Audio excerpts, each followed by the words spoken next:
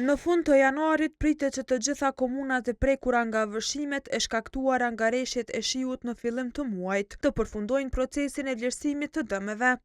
Deri tani dëmet më të mëdha janë evidentuar në ekonomitë familjare, pasuar nga ato në biznese dhe në infrastrukturë. Në komunën e Klinës deri më tani janë pranuar 220 kërkesa nga qytetarët për vlerësimin e dëmeve të pësuara nga përmbytjet.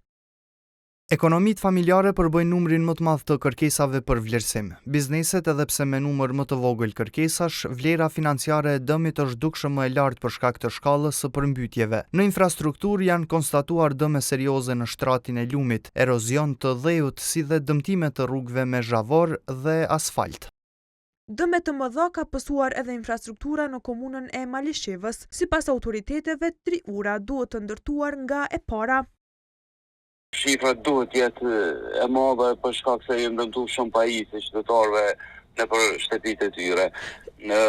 Po ashtu edhe në bizneset dëmi është i konsiderueshëm.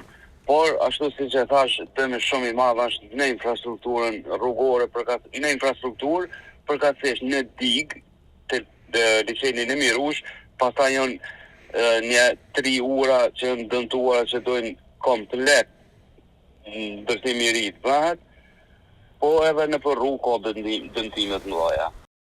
Deri tani në komunën e Raovesit janë paraqitur 420 kërkesa të qytetarëve për vlerësimin e dëmeve. Kryetari i kësaj komune, Smail Latifi, ka bërë të ditur se dëmet të konsiderueshme janë shkaktuar edhe në bujqësi. Ka dëme më shumë në ambisëri, ka edhe në ekonomi familjare, ka edhe në infrastrukturë publike. Pak ka dëme edhe në bujqësi, megjithëse jemi në herët tash, po ka në plasa si gruri, pastaj sallatat, dëmet që janë bo në sera, dëmet që janë bo edhe në disa kultura që domethënë ato thjesht kultivohen edhe gjatë sezonit të dimrit të ne. E në nivelin qendror theksuan se ende nuk mund të nxjerrin konkluzione përfundimtare, pasi procesi i vlerësimit të dëmeve nuk është finalizuar.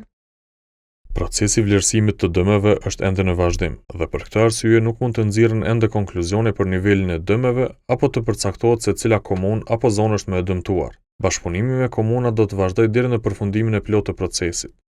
Rreshtet e dendura të shiut më 7 dhe 8 janar përfshin Gjakovën, Malishevën, Raovecin, Drenasin, Skënderajin, Klinën, Hasin e Prizrenit, Fushkosovën dhe Mitrovicën e Jugut, si dhe komunat në veri të vendit.